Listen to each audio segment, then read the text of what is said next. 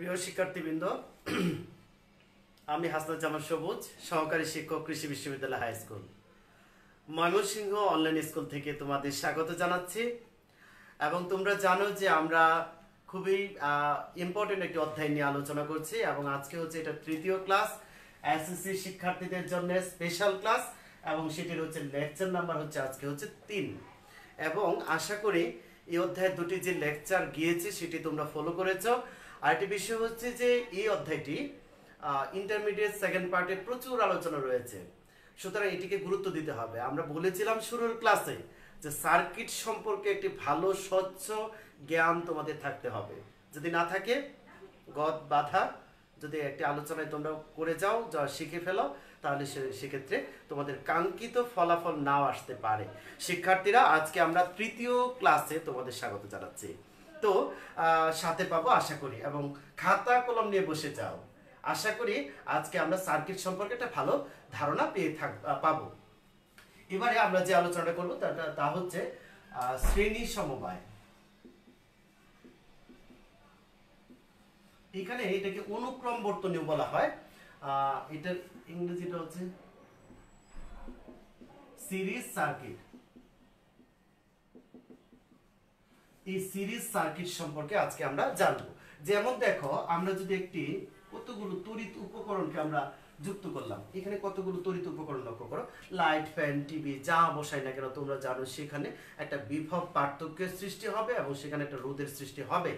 তো এখানে আমরা একটা কোষ দিয়ে যুক্ত করে দিতে পারি, কারণ তড়িৎ উৎসের জন্য যেটা আমাদের প্রয়োজন, একটা তড়িৎ কোষ যুক্ত করে দিলাম। তো এখন দেখো, এখানে আমরা R1 দিলাম, R2 দিলাম, R3 দিলাম। লক্ষ্য করে দেখো, সেক্ষেত্রে আমরা তো জানি যে এই দিক থেকে এদিকে তড়িৎ প্রবাহিত হবে। প্রিয় শিক্ষার্থীরা, শ্রেণী বর্তনী সম্পর্কে ক্লাস 8-এ পড়েছে, কিন্তু ক্লাস 8-এর যে আমরা তো এখন এসএসসি স্টুডেন্ট, অর্থাৎ এসএসসি পরীক্ষা দিতে যাচ্ছি, তো সেক্ষেত্রে আমাদের এটা একটু স্পেশাল করে শিখতে হবে। প্রিয় শিক্ষার্থীরা, লক্ষ্য করো, এইভাবে আমরা বলতে পারি যে বর্তনীতে তড়িৎ উপকরণগুলো পরপর সাজানো থাকে, দেখো একটার পর একটা, একটার পর একটা। তাহলে এটা সংজ্ঞা তো খুবই সহজ, নর্মাল একটা জিনিস। যে বর্তনীতে তড়িৎ উপকরণগুলো পরপর সাজানো থাকে তাকে বলা হয় সিরিজ সার্কিট। আশা করি এই যে দেখো একটার পর একটা সাজানো রয়েছে, তো এইটা সিরিজ সার্কিট সম্পর্কে আমরা জেনে ফেললাম। তো লক্ষ্য করো, এরপরে যে বর্তনীটা আমাদের জানতে হবে সমান্তরাল সমবায়। লক্ষ্য করো, সমান্তরাল সমবায় যদি আলোচনা করি, এটা হচ্ছে প্যারালাল সার্কিট। প্যারালাল সার্কিট, দেখো এখানে এটার মধ্যে পার্থক্যটা হবে জাস্ট হচ্ছে এরকম, আমরা কতগুলো তড়িৎ উপকরণ যুক্ত করব। যদি যুক্ত করে দেই, যুক্ত করি যেভাবে করা প্রয়োজন, আমাদের সাধারণ দুইটা কমন পয়েন্ট থাকতে হবে। অর্থাৎ এখানে দেখো, এইখানে তড়িৎটা গিয়ে এই দিক থেকে গিয়ে মনে করে এই পার্টে চলে যাচ্ছে, এই পার্টে চলে যাচ্ছে, এই পার্টে চলে যাচ্ছে। তাহলে আমরা কিন্তু প্রত্যেকটার একটা সাধারণ পয়েন্ট আছে। তারা যে বর্তনীতে তড়িৎ উপকরণগুলোর প্রথম প্রান্ত একটি সাধারণ বিন্দুতে, দেখো প্রথম সবগুলো প্রান্ত একটা সাধারণ বিন্দুতে এবং অপর প্রান্ত অন্য একটি সাধারণ বিন্দুতে যুক্ত থাকে, তাকে বলা হয় প্যারালাল সার্কিট। প্রিয় শিক্ষার্থীরা, সংজ্ঞাটা তোমরা ক্লাস 8-এই শিখেছো। তো আমরা আবার বলছি, যে বর্তনীতে তড়িৎ উপকরণগুলো প্রথম প্রান্ত, অর্থাৎ সবগুলোর দেখো একটা প্রথম প্রান্ত একটা সাধারণ পয়েন্টে রয়েছে এবং অন্য প্রান্তগুলো অন্য আরেকটি সাধারণ পয়েন্টে যুক্ত থাকে, তাকে বলা হয় প্যারালাল সার্কিট। এখন দেখো, এইখানে একটি খুব ইম্পর্টেন্ট জিনিস যেটা আমাদের জানতে হবে, সেটা হচ্ছে অনেক সময় আমাদের আসে তুল্য রোধ। তুল্য রোধ অথবা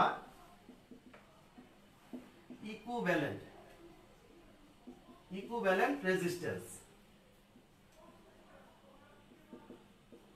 এখানে কেন জানতে হয়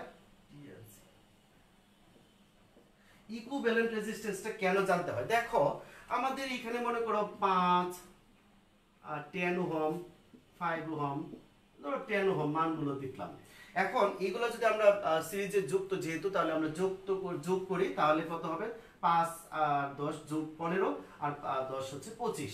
এখন আমরা যদি এইরকম নেই, দেখো বাধার পরিমাণটা কিন্তু সমান, তাহলে 25 ওহম যদি নেই, তাহলে সেক্ষেত্রে এটা আরএস দেব। আমরা বলছি পরে কেন, তাহলে এইটা এটার হচ্ছে তুল্য রোধ বলতে পারি।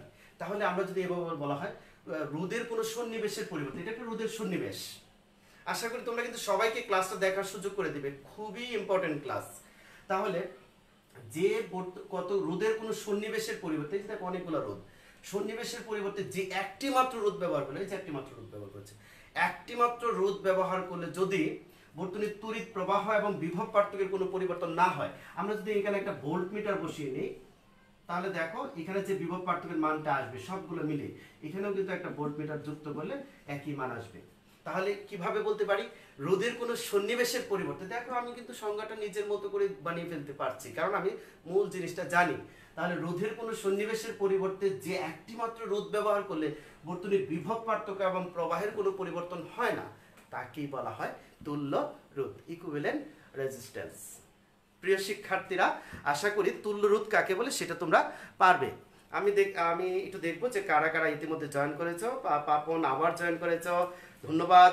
সামিয়া তাসনিম, আসসালামু আলাইকুম স্যার।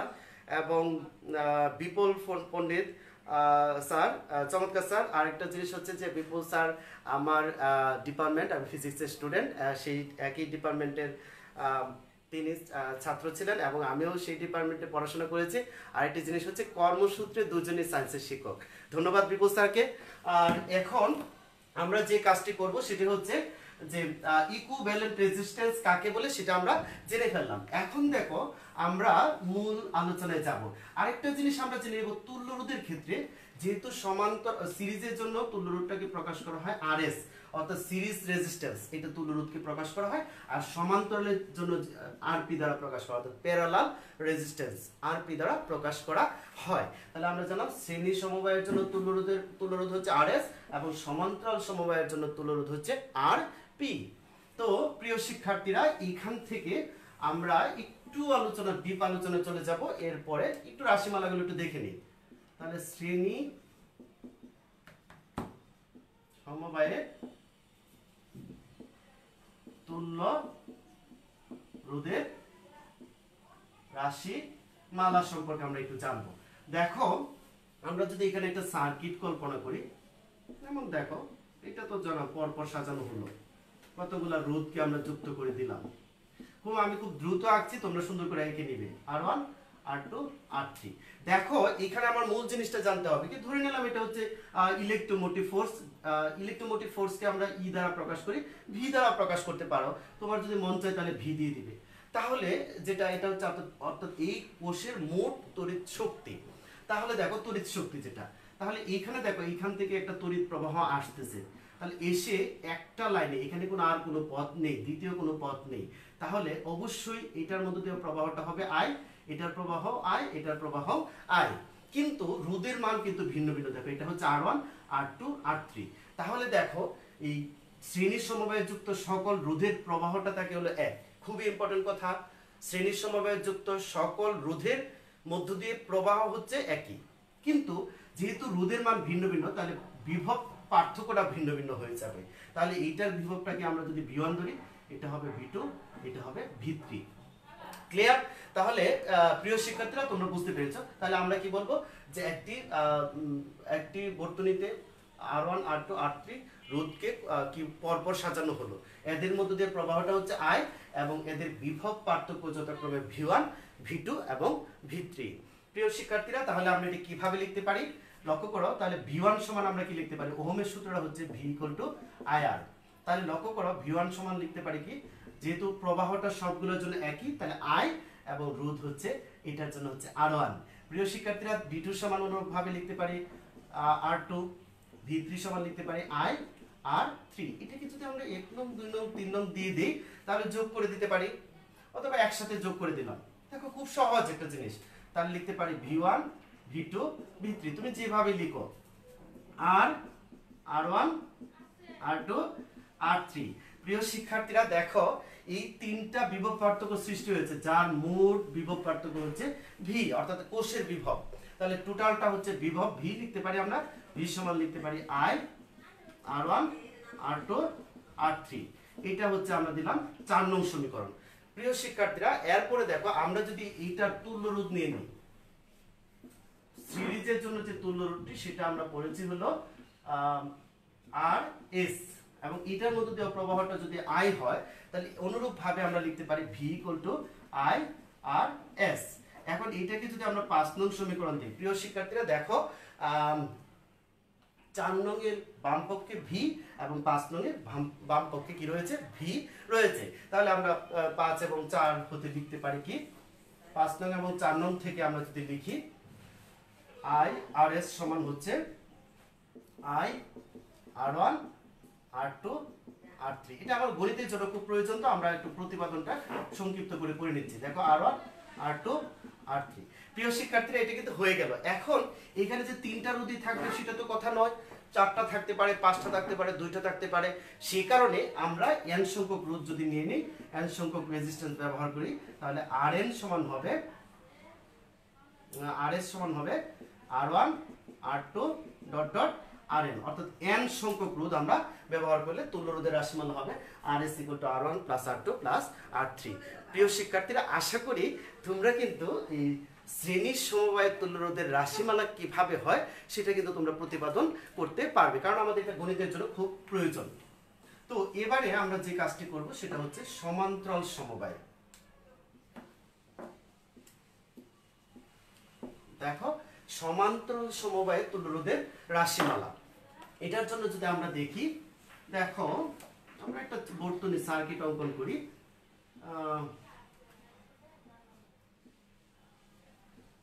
দেখো আমরা কিন্তু এরকম করে সবগুলো নিজে হাতে কলমে করার চেষ্টা করব। এক জায়গায় লেখা আছে সেটাই করে ফেলবো সেটা নয়। আমরা দেখো আমি যেভাবে এঁকে দিয়েছি, বিজ্ঞানটা হচ্ছে কিন্তু একটু তথ্য তুলে দিলাম আর পড়ে পড়ে তোমাকে বলে দিলাম তাহলে হয় না, আমি কিন্তু নিজে অঙ্কন করার চেষ্টা করছি। তো দেখো এখান থেকে যে প্রবাহটা যাচ্ছে, ধরে নিলাম আই পরিমাণ প্রবাহ যাচ্ছে, এখানে গিয়ে কিন্তু 3টা পথে বিভক্ত হয়ে গেল। তাহলে এখানে ধরে নিলাম এটা হলো R1, এটা হলো রোধ R2, এটা হচ্ছে R3। তো প্রিয় শিক্ষার্থীরা দেখো এখানে প্রবাহটা গিয়ে 3টা পথে বিশিষ্ট হয়েছে।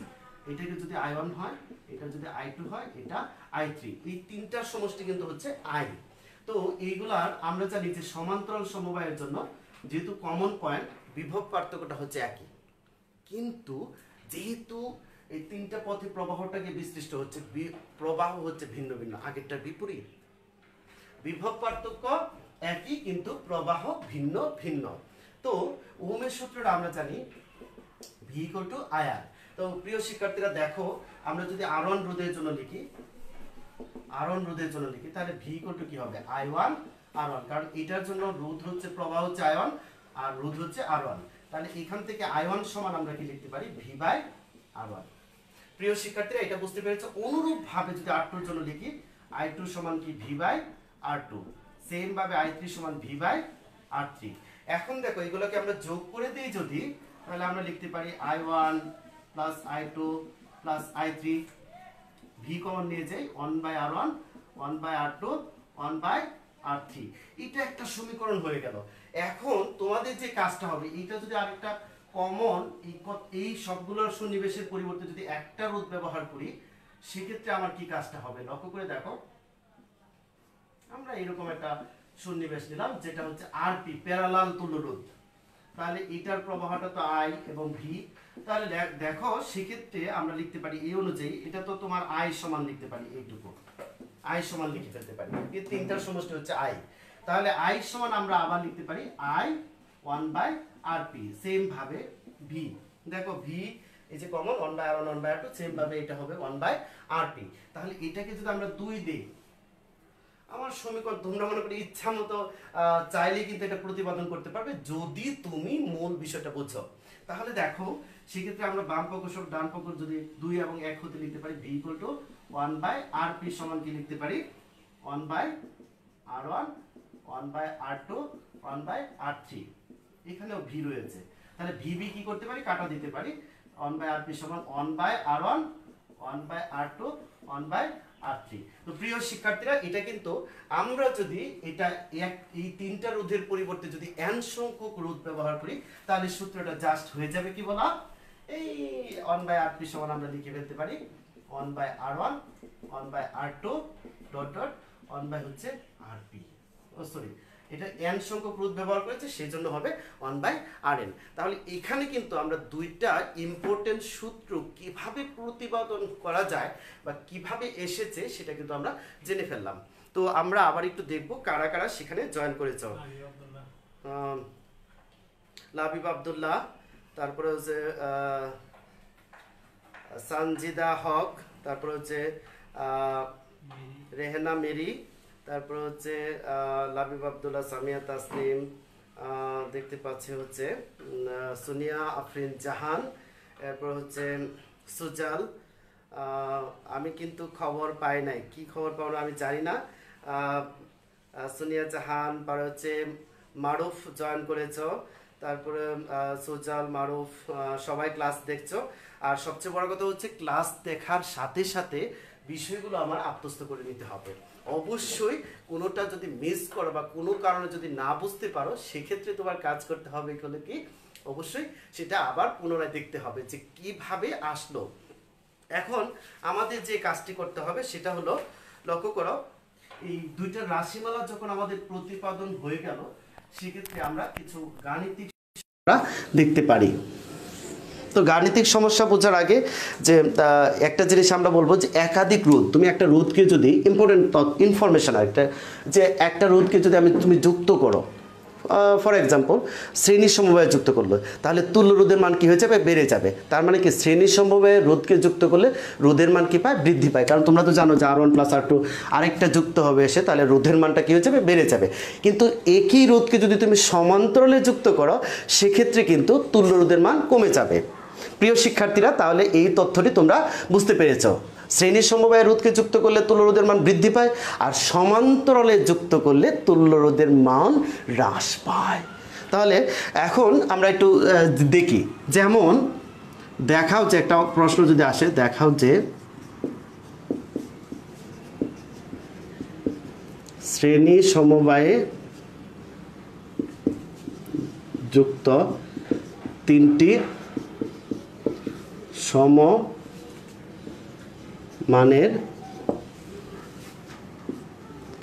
তুল্য রোধের মান, সমান্তরাল সমবায়ের 9 গুণের সমান। আমরা যে কথাটা বলেছিলাম তার একটা প্রমাণ দেখানোর চেষ্টা করছে। যেমন দেখো, তিনটি সমমানের রোধের তুল্য রোধের মান, তিনটি সমমান রোধকে আমরা জানি, তাহলে রোধকে যেহেতু রেজিস্ট্যান্স R দ্বারা প্রকাশ করা হয়, আমরা ধরে নিব প্রতিটি রোধের মান, ধরি প্রতিটি রোধের মান R। যেহেতু তিনটা রোধ, তাহলে আমরা লিখতে পারি সুতরাং R1 = R2 = R3 = R। প্রিয় শিক্ষার্থীরা, এটা বুঝতে পেরেছ। এখন আমরা যদি এই তিনটা রোধকে যুক্ত করে দিই শ্রেণীতে, ধরো এইভাবে আমরা যুক্ত করে দিলাম, এইভাবে আমরা যুক্ত করলাম, এটা একটা কোষ। এখন এখানে হলো, এটা হলো R1, এটা R2, এটা R3। প্রিয় শিক্ষার্থীরা, এটা হলো R, এটাও R, এটাও R। তাহলে আমরা লিখতে পারি কি, শ্রেণী সমবায়ের জন্য লিখতে পারি RS = কি, তিনটা রোধের জন্য R1 + R2 + R3। তাহলে দেখো এই R + R + R, তাহলে এটাকে লিখতে পারি 3R, RS সমান হচ্ছে 3R। এটাকে দিলাম আমরা 1 নং সমীকরণ। প্রিয় শিক্ষার্থীরা, এটা হলো আমরা শ্রেণী সমবায়ের জন্য তিনটা সমমানের রোধের মান বসালাম। এবার যদি আমরা সমান্তরাল সমবায়ের জন্য তিনটা রোধ যুক্ত করি, তাহলে সেক্ষেত্রে কি হতে পারে, তিনটা সমান্তরাল সমবায়ে যুক্ত করে দিই তিনটা রোধ। দেখো আমরা একটা কোষের সাথে যুক্ত করে দিই, এখানে একটা কোষ রয়েছে। তাহলে এখন দেখো, এটাকে যদি R1 ধরি, R2, R3, তাহলে দেখো এটা হচ্ছে R, এটাও R, এটাও R। তাহলে আমরা এইভাবে লিখতে পারি 1/Rp = 1/R1, 1/R2, 1/R3। যেহেতু তিনটা রোধ, যদি দুটা হতো তাহলে এইভাবে হতো, আর একটা চারটা হলে 1/R4 হতো। তাহলে 1/R, 1/R, 1/R। তাহলে সেক্ষেত্রে R সমান লিখতে পারি 1 + 1 + R, তাহলে 3/R, 1/Rp সমান পেয়ে গেলাম। তাহলে Rp সমান হবে কি, দেখো উল্টে যদি যায়, তাহলে সেক্ষেত্রে হয়ে যাবে Rp সমান হবে r/3, এটা হলো 2 নং সমীকরণ। প্রিয় শিক্ষার্থীরা দেখো এখন কিন্তু আমরা ভাগ করলে সেই যে অনুপাতটা বা তুলনাটা আমরা করতে পারি, তুলনা কিন্তু বলেছে। তাহলে যদি লিখি RS/RP, RS হলো 3R, এটা হলো r/3, তাহলে যদি এটা উল্টিয়ে দেই তাহলে হবে কি 3/, আর এই আর কাটা যায় 9, তাহলে RS/RP সমান দেখো RS = 9RP। প্রিয় শিক্ষার্থীরা দেখতে পাচ্ছ যে শ্রেণী সমবায়ের যে তুল্য রোধ সেটা সমান্তরাল সমবায়ের 9 গুণের সমান।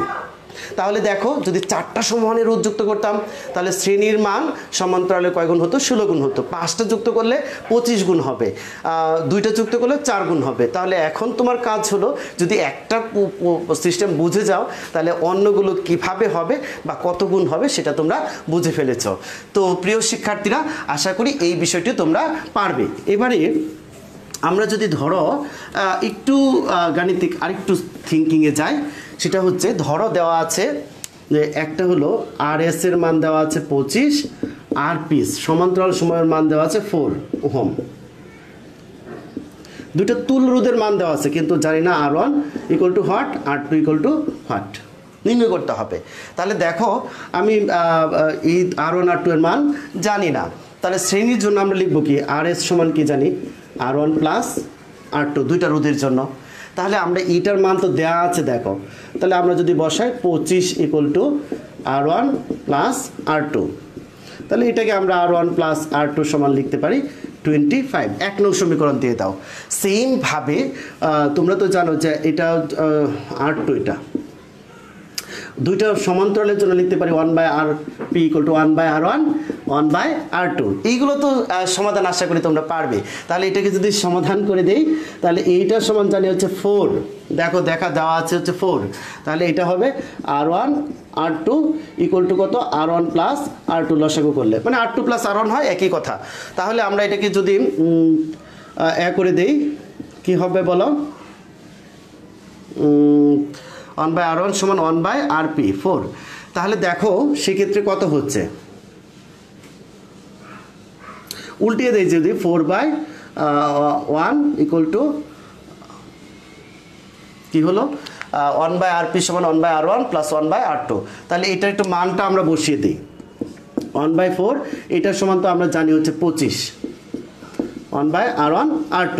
তাহলে দেখো R1 R2 সমান হলো 100, এটাও একটা সূত্র পেয়ে গেলাম, এটা দিয়ে দিলাম 2 নং সমীকরণ।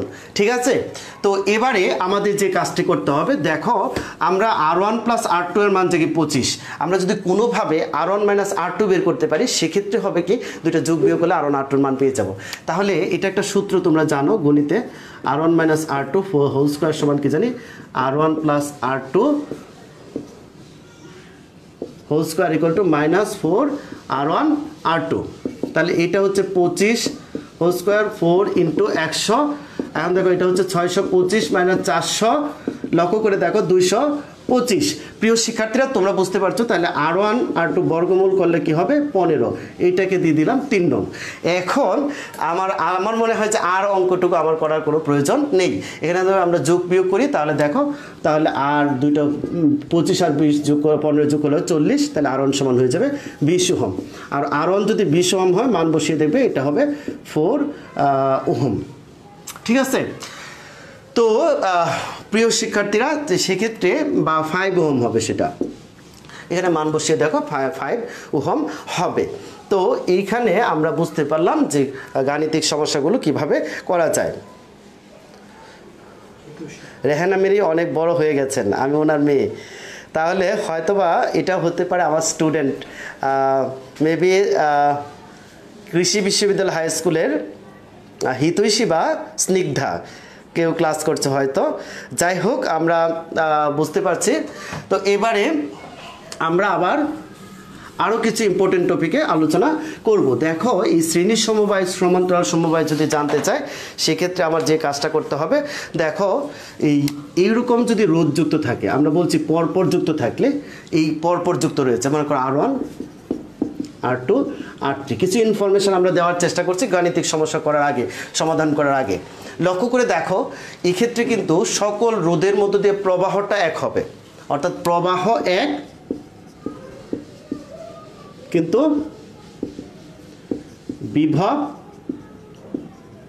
পার্থক্য ভিন্ন। একটু ফ্যান দাও। আচ্ছা, প্রবাহ এক কিন্তু বিভব পার্থক্য ভিন্ন ভিন্ন হবে। কিন্তু এইখানে দেখো আরেকটা যদি আমরা এরকম করে যুক্ত করে দিই, ধরো এরকম একটা যুক্ত করে দিলাম, একটা ফর এক্সাম্পল এখানে আরেকটা রোধ যুক্ত করে দিলাম, তাহলে তোমাদের কি এরকম প্রশ্ন হবে, এখানে ধরো R1 R2 R3 R4 R5। এখন দেখো এই R1 আর R2 কিন্তু শ্রেণীতে যুক্ত না, এখানে দেখো প্রবাহ এসে দুইটা পথে বিস্তৃষ্ট হয়ে গেছে, তাহলে এই R1 R2 প্রবাহ এক হবে না এবং বিভব একই, বিভব কি হবে সেক্ষেত্রে এক হতে পারে ভিন্ন হতে পারে। যেমন হচ্ছে দেখো বিভব পার্থক্য শ্রেণীতে হলে ভিন্ন ভিন্ন হয়।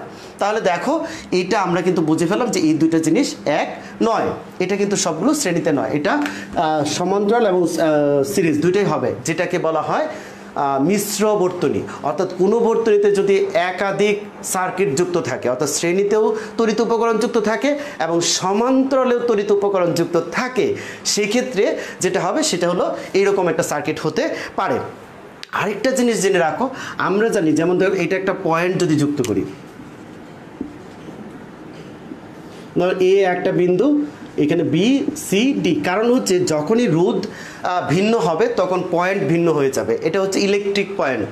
তাহলে এটা যদি এ হয় এটা হবে বি, এটা হবে সি, এটা হবে ডি, কারণ মাঝখানে একটি করে রোধ রয়েছে। কিন্তু যেমন দেখো এরকম যদি হয়,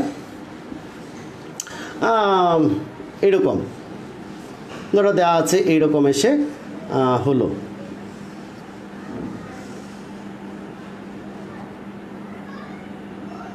ঠিক আছে, আমরা এইখানে আরেকটা রোধ দিলাম। এখন আমাদের যে কাজটা করতে হবে, এইখানে তোমাদের জানাতে হবে যে এইখানে কিভাবে আমরা পয়েন্ট নির্ণয় করবো। ধরো এরকম একটা দেওয়া আছে, এই প্রান্তটাকে ধরে নিলাম এ, যতক্ষণ কোনো পর্যন্ত রোধ না থাকবে ততক্ষণ পর্যন্ত বিন্দুটা হচ্ছে এ। তাহলে এইখানে যে পয়েন্ট, এইখানে একই পয়েন্ট, অর্থাৎ এখান থেকে খুবই ইম্পর্টেন্ট একটা তথ্য বলা যায়, যেটা হচ্ছে জ্যামিতিক পয়েন্ট আর ইলেকট্রিক পয়েন্ট এক নয়। যদি আমরা জ্যামিতিক পয়েন্টে যেতাম তাহলে এখানে এ দিলে হয়তো বা এখানে বি পয়েন্ট ব্যবহার করতাম, তাহলে এইখানেও এ এইখানেও এ। কেন? কারণ এই পর্যন্ত কোনো রোধ যুক্ত নেই, এই পর্যন্ত কোনো রোধ যুক্ত নেই।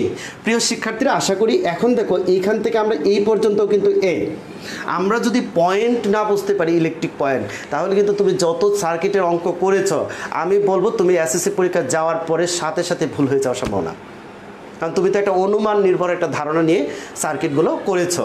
তো প্রিয় শিক্ষার্থীরা দেখো এই পর্যন্ত কিন্তু কারণ এই পর্যন্ত কোনো রোধ যুক্ত নেই। তো দেখো এবারে আমরা আসি যে এই পর্যন্ত দেখো এইখান থেকে এইখানে যখন চলে গেল একটা রোধ হয়ে গেছে, এটা হচ্ছে বি। এখন বি থেকে যদি এই পর্যন্ত চলে আসি, এই পর্যন্ত কিন্তু বি, তাহলে দেখো অথবা এই পর্যন্ত বি, আবার এই পর্যন্ত হলো এ, কারণ এই পর্যন্ত কোনো রোধ নেই, আবার এখানে রোধ পড়ে গেছে, এই পর্যন্ত হলো বি। তাহলে আমরা বলতে পারি এই দুইটা পয়েন্ট হচ্ছে কিসে যুক্ত বলো, শ্রেণী, যেহেতু এ এবং বি এটা হচ্ছে কমন জিনিস। কিন্তু এইখানে এসে দেখো বি হলে এখানে আরেকটি রোধ হয়ে গেছে, তাহলে এইখানে হবে কি বলো সি। অথবা এইভাবে কিন্তু এইটা কিন্তু আমরা ঘুরে চলে আসছি, এইটাও একটা রং প্রসেস। যেমন দেখো এই দিক দিয়ে বি, আবার এই দিক দিয়ে যখন তড়িৎ প্রবাহটা আসবে, তড়িৎ প্রবাহ এদিকে যাবে, তখন এইখানে এ হলে এইখানে হবে বি। তাহলে চমৎকার একটা জিনিস আমরা পেলাম, দেখো এই প্রত্যেকটার হচ্ছে এই পর্যন্ত এ, এইটারও এই পর্যন্ত এ, এইটারও এই পর্যন্ত এ, আবার সবগুলোর হচ্ছে কমন পয়েন্ট বি, এবং এই পর্যন্ত চলে আসতে পারি বি। অর্থাৎ আমরা বুঝতে পারছি যে জ্যামিতিক পয়েন্ট এবং ইলেকট্রিক পয়েন্ট এক নয়। আবার সেক্ষেত্রে আমরা বুঝলাম যেহেতু এই তিনটা রোধের কমন দুইটা পয়েন্ট রয়েছে, একটা হলো এ পয়েন্ট আর একটা হচ্ছে বি পয়েন্ট, সেক্ষেত্রে আমরা বুঝতে পারলাম যে এই তিনটা রোধ হচ্ছে সমান্তরালে যুক্ত। তো প্রিয় শিক্ষার্থীরা, আরেকটা জিনিস, আমরা কখনোই এইভাবে আসবো না, কারণ তড়িৎটা সবসময় এই প্রথম থেকে এইভাবে বিশিষ্ট, এখান থেকে এইদিকে গেল, এদিকে গেল, এদিকে চলে আসলো। ওকে, তাহলে আমরা বলবো যে জ্যামিতিক পয়েন্ট আর ইলেকট্রিক পয়েন্ট এক নয়।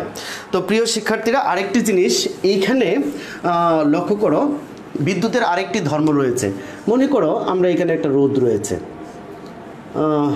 এইখানে একটা রোধ রয়েছে, এখানে আরেকটি রোধ রয়েছে, এখানে আরেকটি রোধ রয়েছে, কিন্তু এই দিকে কোনো রোধ যুক্ত নেই। মনে করো এইটা একটা প্রান্ত আর এইটা আরেকটা প্রান্ত, কোষের দুইটা প্রান্ত, একটা হলো প্লাস আর একটা হচ্ছে মাইনাস। এখন আমরা এটাকে এ পয়েন্ট বিবেচনা করলাম, তাহলে অবশ্যই এইখানে এ পয়েন্ট। লক্ষ্য করে দেখো, সেক্ষেত্রে এই দিক দিয়ে যেতে গেলে অবশ্যই বি পয়েন্টে আসবে, এখানে গেলে বি পয়েন্টে আসবে, এখানে গেলে বি পয়েন্টে আসবে, এখানে গেলেও এই দিক দিয়ে গেলেও বি পয়েন্টে আসবে। কিন্তু বিদ্যুতের ধর্ম হলো যে দিক দিয়ে বাধাটা কম সেদিক দিয়ে বিদ্যুৎ যেতে চায়। তাহলে দেখো লাস্ট যে তারটি রয়েছে সেদিক দিয়ে কোনো রোধ নেই, তাহলে তার মানে হচ্ছে এই দিক দিয়ে যেহেতু কোনো রোধ নেই, এই ঘুরে সমস্ত বিদ্যুৎ এদিকে চলে আসবে, অর্থাৎ সব বিদ্যুৎ এইদিকে চলে আসবে। সেক্ষেত্রে কিন্তু শর্ট সার্কিটের সৃষ্টি হবে এবং সেক্ষেত্রে দুর্ঘটনা ঘটার সম্ভাবনা রয়েছে। প্রিয় শিক্ষার্থীরা, আশা করি এই জিনিসটি বুঝতে পেরেছ যে দেখো এখান থেকে এই পয়েন্টে গেলে বি হতো, কারণ এখানে একটা রোধ রয়েছে, এখান থেকে এখানে বি হতো, এইখান থেকে এই পয়েন্টে বি হতো, এখান থেকে এই পর্যন্ত বি হতো। কিন্তু আমরা জানি এই দিক দিয়ে যদি যায় কোনো রোধ পড়ে না এবং কোনো বাধা নেই, তাহলে এই দিক দিয়ে সমস্ত বিদ্যুৎটা এই দিক দিয়ে চলে আসবে। ওকে, তাহলে এইটার একটা প্রমাণও আমরা দেখাতে পারি। যেমন দেখো, আমরা যদি জানি তো এটা সমান্তরাল এই কয়টা রোধ, তাহলে লক্ষ্য করো 1/RP সমান যদি লিখি 1/R1, 1/R2, 1/R3, 1/R4, ধরো এই রুটটাকে ধরে নিলাম R5, তাহলে এখন এই R5 সমান হচ্ছে কত? 0। লক্ষ্য করে দেখো, সেক্ষেত্রে যে কাজটা করতে হবে, আমার এই সবগুলো হচ্ছে R1, R2, R3, R4, R5। এই সবগুলো রোধের মান যদি ধরে নিলাম হচ্ছে R, তাহলে আমরা কি লিখতে পারি? R1 plus R2 plus R3 plus R4 R5। একটু মনোযোগ দেওয়ার চেষ্টা করো, বোঝার চেষ্টা করো, আমি খুব দ্রুত লেখার চেষ্টা করছি, এটা উল্টে যাবে RP সমান। তাহলে দেখো এই একটার মান তো 0, তার মানে সবগুলো মিলে 0 হয়ে যাবে, আর এটার মান 0, কিন্তু এই সবগুলো মানে হচ্ছে R, তাহলে 0/R। তাহলে 0/R মানে হচ্ছে অসীম। অর্থাৎ এইরকম যদি একটা সার্কিট থাকে, একটার মধ্যে দিয়ে কোনো যদি রোধ না থাকে, সেক্ষেত্রে সমস্ত বিদ্যুৎ একসাথে প্রবাহিত হওয়ার চেষ্টা করবে, অর্থাৎ সেক্ষেত্রে অসীম মানের বিদ্যুৎ প্রবাহিত হওয়ার চেষ্টা করবে, যে কারণে শর্ট সার্কিটের সৃষ্টি হবে। প্রিয় শিক্ষার্থীরা, আশা করি এই জিনিসটি তোমরা বুঝতে পেরেছো যে বিদ্যুতের ধর্ম হলো যেদিক দিয়ে বাধাটা কম সেদিক দিয়ে বিদ্যুৎ বেশি প্রবাহিত হবে, আর যদি বাধা না থাকে সেদিক দিয়ে সমস্ত বিদ্যুৎটাই প্রবাহিত হওয়ার চেষ্টা করবে। ওকে, তাহলে এইটুকু তোমরা জেনে ফেলেছ। এবারে আসি, লক্ষ্য করো, এই ক্ষেত্রে আমাদের যে কাজটা করতে হবে, আমরা একটা গাণিতিক সমস্যা দেখাই। তোমাদের বইয়ের মধ্যে এই গাণিতিক সমস্যাটি রয়েছে।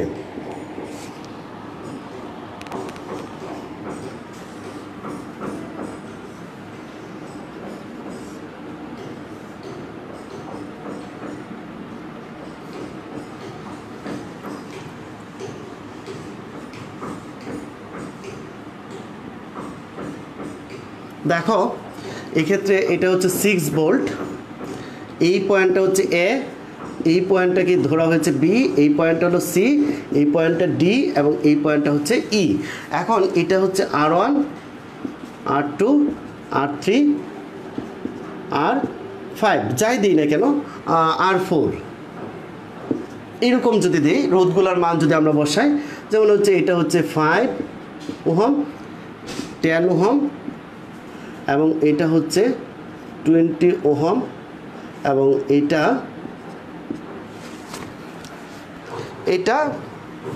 15 ওহম। এটা তোমাদের বই অনুযায়ী করছি।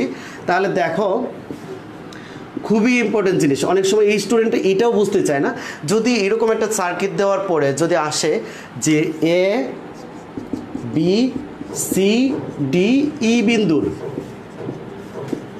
বিন্দুর বিভব নির্ণয় করো, কত? কারণ হচ্ছে আমরা কিন্তু বলেছি যে শুধু পার্থক্য আসবে সেটা না, কিন্তু আর আমাদের জ্যামিতিক বিন্দুগুলা এবং ইলেকট্রিক বিন্দুগুলাকে আলাদা করে শিখতে হবে, বুঝতে হবে যে কেন আলাদা সার্কিট। এখন দেখো, এরকম যদি হয়, তোমাদের একটা জিনিস মনে রাখবে যে এখানে হচ্ছে যে এটাই হচ্ছে, এই প্রান্তটা হচ্ছে মাইনাস আর এই প্রান্তটি হচ্ছে প্লাস, তাহলে তোমরা বলবে যে এই যে 6 বিভব দেওয়া রয়েছে ভোল্ট, এই ভোল্টটা হচ্ছে এই প্রান্তে হচ্ছে 6 আর এই প্রান্তে হচ্ছে 0, অর্থাৎ যে প্রান্তে মাইনাস সেখানে হচ্ছে লো ভোল্টেজ থাকে, অর্থাৎ সর্বনিম্ন ভোল্টেজ থাকে। এছাড়া যদি আমরা এখানে একটা গ্রাউন্ড যুক্ত করে দিই, সেক্ষেত্রেও কিন্তু এই প্রান্তের বিভবটা 0 হয়ে যাবে। তো প্রিয় শিক্ষার্থীরা, এই ক্ষেত্রে আমরা এখন জানবো যে এই A B C D E বিন্দুর বিভব কত। লক্ষ্য করো, আমরা আগে দেখার চেষ্টা করি যে যেহেতু বি বিন্দু থেকে ই বিন্দুতে তড়িৎটা যাওয়ার পরে এইখানে আর কোনো সংযোগ নেই, তাহলে এই বিন্দুতে কোনো বিভব পার্থক্য সৃষ্টি হবে না। আবার বলছি, বি এর পরে ই বিন্দু পর্যন্ত, এরপরে এইখানে আর কোনো সংযোগ নেই, তাহলে বি বিন্দুতে যে বিভব পার্থক্যটা রয়েছে সেটাই হবে ই বিন্দুর বিভব পার্থক্য, কারণ সেখানে কোনো তড়িৎ প্রবাহিত হচ্ছে না। তড়িৎ প্রবাহিত হয় না মানে কি, বিভব পার্থক্য শূন্য, এখানে কোনো বিভব পার্থক্য নেই, তার মানে বি বিন্দুর বিভবই হবে ই বিন্দুর বিভব। তাহলে আমরা লিখতে পারি বি বিন্দুর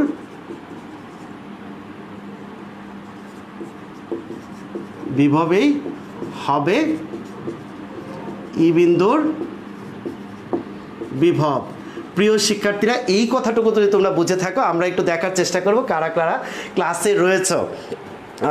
তারপরে হচ্ছে যে আমি দেখতে পাচ্ছি স্যার আমি আছি, হিতৈষী, তারপরে আমি সাইমা বিজিএস, সুমাইয়া আফরিন জাহান, তুমি আছো হচ্ছে মারুফের কি জানি মারুফ হোলা কি জানি লিখেছে। তারপরে হচ্ছে যে আমরা জানি মারুফ দেখতে পাচ্ছি রয়েছে, সুমাইয়া জাহান, আফরিন জাহান, এরপরে হচ্ছে ফারজানা হায়দার রয়েছ, তোমরা আলভি রয়েছ।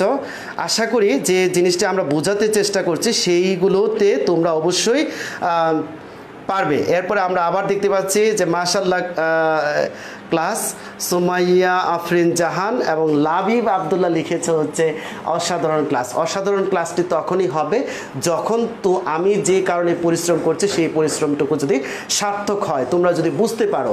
তো প্রিয় শিক্ষার্থীরা দেখো, আমরা বলেছি এখান থেকে যে পার্থক্যটা এটা একই থাকবে। প্রিয় শিক্ষার্থীরা, আমরা একটা বিন্দুর বিভব নির্ণয় করব। দেখো এই এ প্রান্ত পর্যন্ত এখানে কোনো রোধ যুক্ত নেই, তার মানে এখানে বিভব পার্থক্য হবে না। তার মানে হচ্ছে এ প্রান্তের বিভবটা হবে কোষের বিভব। তাহলে কত? 6। তাহলে এ বিন্দুর বিভব V A equal to 6 volt. আমরা আবার বলছি, যেমন দেখো এইখান থেকে এই পর্যন্ত কোনো রোধ যুক্ত নেই, তাহলে কোষের মধ্যে বিভবটা হচ্ছে 6, এ প্রান্তের বিভব হবে কত? 6। লক্ষ্য করে দেখো, এখন আমাদের জানতে হবে যেহেতু এটার জন্য আমাদের প্রবাহ লাগবে, এই বর্তনীর মধ্যে কতটুকু প্রবাহ যাচ্ছে সেটা লাগবে। তাহলে আমরা একটু প্রবাহটা বের করে নিই। এই দিক দিয়ে তো তড়িৎ প্রবাহিত হচ্ছে না, তাহলে এইটা কিসে যুক্ত আছে? শ্রেণীতে। তাহলে আমরা লিখতে পারি RS equal to R1 plus R2 plus R3। প্রিয় শিক্ষার্থীরা লক্ষ্য করো, 5 যোগ 10 যোগ 15, তাহলে কত হয়? 30 ওহম। এখন তাহলে এই বর্তনীর মধ্যে দিয়ে প্রবাহ কতটুকু যাচ্ছে সেটা আমরা নির্ণয় করার জন্য লিখতে পারি E/RS। ই এর মানটা হচ্ছে 6 ভোল্ট এবং RS এর মান হচ্ছে 30 ওহম। তাহলে আমরা এটাকে ভাগ করলে 0.2 অ্যাম্পিয়ার লিখতে পারি। এটাকে দেখো, এটা ভাগ করলে অর্ধেক হয়ে যায় এবং 0.2 হয় আর কি, 5 থাকে। তা লক্ষ্য করে দেখো, এই ক্ষেত্রে আমাদের যে কাজটা করতে হবে আমরা জেনে ফেললাম। এখন আমরা যেহেতু এইটার প্রবাহটা জানি, তো যেহেতু শ্রেণীতে যুক্ত আছে 0.2 অ্যাম্পিয়ার, তাহলে এই দুই প্রান্তের বিভব পার্থক্যটা ভিন্ন হবে, কারণ শ্রেণীতে যুক্ত রয়েছে। তাহলে বিভব পার্থক্যটা নির্ণয় করে নেই। লক্ষ্য করে দেখো, এ ও বি বিন্দুর বিভব পার্থক্য VAB, এই VAB দ্বারা বোঝাচ্ছি এ ও বি বিন্দুর বিভব পার্থক্য। লক্ষ্য করে দেখো, তাহলে আমরা লিখতে পারি IR1, যেহেতু এই রুটটা হচ্ছে R1, তাহলে 0.2 অ্যাম্পিয়ার এবং হচ্ছে 5 ওহম, অর্থাৎ হচ্ছে এটা যদি আমরা লিখি তাহলে 1 ভোল্ট আসে। এখন প্রিয় শিক্ষার্থীরা, এ ও বি বিন্দুর বিভব পার্থক্য হচ্ছে 1 ভোল্ট। তোমরাই আনসার দিবে যে 1 ভোল্ট যদি হয় এবং এ প্রান্তের বিভব যদি 6 ভোল্ট হয়, 6 ভোল্ট, তাহলে তোমরা আনসারটা দিয়ে দাও যে বি বিন্দুর বিভব কত হবে। তাহলে অবশ্যই এ প্রান্তের বিভব হলো 6 ভোল্ট এবং দুইটার পার্থক্য হলো 1, তাহলে অবশ্যই বি বিন্দুর বিভবটা কত হবে। সুতরাং আমরা লিখে ফেলতে পারি এখন যে বি বিন্দুর বিভব হলো VB সমান হচ্ছে 6 - 1। ক্যালকুলেটর দিয়ে তোমরা এই বিয়োগটা করবে, 5 ভোল্ট। তাহলে আমরা জেনে গেলাম এটা হচ্ছে 5 ভোল্ট। প্রিয় শিক্ষার্থীরা, আমরা বলছিলাম বি বিন্দুর বিভবই হবে ই বিন্দুর বিভব, কারণ এখানে কোনো তড়িৎ প্রবাহ হবে না এরপরে। তাহলে ই বিন্দুর বিভবটাও আমরা জেনে ফেললাম, VE সমান হচ্ছে 5 ভোল্ট। তাহলে 3টা পয়েন্টের বিভব আমরা ইতিমধ্যে জেনে গেলাম। এখন দেখো, এই বি বিন্দুর বিভব জানি, কিন্তু সি বিন্দুর বিভব তো আমরা জানি না। তাহলে এটার পার্থক্যই তো জানি না। তাহলে পার্থক্যটা সেম আগের মতো বের করি, VC, তাহলে IR2। লক্ষ্য করে দেখো 0.2 এম্পিয়ার ইন্টু হচ্ছে 10 ওহম, তাহলে আমরা কি লিখতে পারি, এটাকে তুমি গুণ করে দেখো 2 ভোল্ট হয়। তাহলে প্রিয় শিক্ষার্থীরা, এইটা যদি দুইটার বিভব পার্থক্য 2 ভোল্ট হয়, বি বিন্দুর বিভব হলো 5 ভোল্ট আর এটার পার্থক্য হলো 2 ভোল্ট, তাহলে অবশ্যই তোমরা আনসার দিতে পারবে সি বিন্দুর বিভবটা কত। তাহলে কত হবে বলো, ভিসি সমান হবে 5 - 2, ক্যালকুলেটর বলো কত হয়, 3 ভোল্ট। তাহলে আমরা জেনে গেলাম বিসির বিভবটা জেনে ফেললাম। এখন আমরা এটা না দেখিয়েও পারি, যেহেতু ডি বিন্দুতে কি রয়েছে, ভূসংযোগ রয়েছে, এইটার বিভবটা হচ্ছে 0, আমরা একবারে লিখে দিতে পারি, কিন্তু আমরা একটু দেখিয়ে নিই কীভাবে 0টা আসলো। তাহলে এটা আমরা আগের মতো করে পার্থক্যটা দেখিয়ে নিই। বিসিডি দ্বারা বোঝাচ্ছি এই সি এবং ডি বিন্দুর বিভব পার্থক্য। তাহলে কি লিখতে পারি, আই আর 3, তাহলে আই হলো 0.2 এম্পিয়ার আর এটা হচ্ছে 15। তাহলে দেখো এটা হয় কত,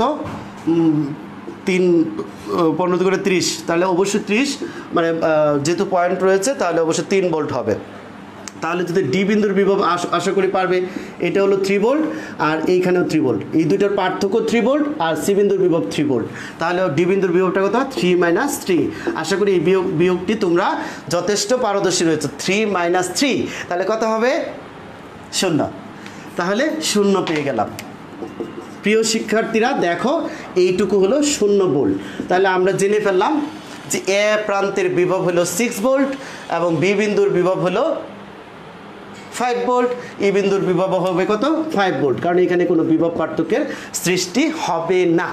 তাহলে এখন দেখো, এই বি থেকে সি পর্যন্ত যে বিভবটুকু সেটা হবে, পার্থক্যটা যদি 2 হয় তাহলে এই বিন্দুর বিভব হবে অবশ্যই 5 - 2 অর্থাৎ 3 ভোল্ট, আর এটা যদি এই বিন্দুর বিভব যদি 3 ভোল্ট হয় এবং পার্থক্য হচ্ছে 3 ভোল্ট, অবশ্যই ডি বিন্দুর বিভব হলো 0 ভোল্ট। প্রিয় শিক্ষার্থীরা, সময়ের পরিক্রমা অবশ্যই আমার শেষের ঘন্টা বাজিয়ে দিচ্ছে। তাহলে আশা করি এখানে যে তোমাদের কাজটি করতে হবে, আমাকে জ্যামিতিক পয়েন্টগুলো চিন্তা করতে হবে, সেখানে স্পেসিফিক পার্থক্যটা কি। যদি তুমি এইভাবে পড়ে না থাকো তাহলে তোমাকে অবশ্যই আবার পুনরায় পড়তে হবে, যে আমি যেভাবে শিখেছিলাম এবং সেখানে অবশ্যই আমার কিছু সমস্যা রয়েছে, তাহলে অবশ্যই সেটাকে তোমার আবার পুনরায় পড়বে। ক্লাসটা সুন্দর করে দেখবে, যেহেতু এটা দ্রুত অনেক সময় ক্লাস করানো হয়, তোমাদের সাথে কথোপকথনটা হয় না, সেক্ষেত্রে তোমার ক্লাসটা কি করতে হবে, আবার পুনরায় দেখতে হবে। যদি কোনো জায়গায় মিস করে ফেলো, মিস করার পরে বারবার যদি তুমি দেখো, অবশ্যই এই যে আমরা আজকে আলোচনা করেছি সেটা তোমাদের আর কখনোই সমস্যা হবে না। এবং সেক্ষেত্রে তুমি যখন পরীক্ষার হলে যাবে এবং এই যে করোনার করাল গ্রাস, সেটা তোমার কখনোই মনে থাকবে না, কারণ হচ্ছে এই সময় তুমি প্রপার টাইমটাকে ইউজ করেছো। তা আশা করি সেই কাজটুকুই তোমরা করছো এবং ভালো থাকার চেষ্টা করো এবং স্বাস্থ্যবিধি মেনে চলার চেষ্টা করো এবং সবাইকে সচেতন হওয়ার জন্য তুমি তোমার জায়গা থেকে কাজ করে যাও। ধন্যবাদ সবাইকে।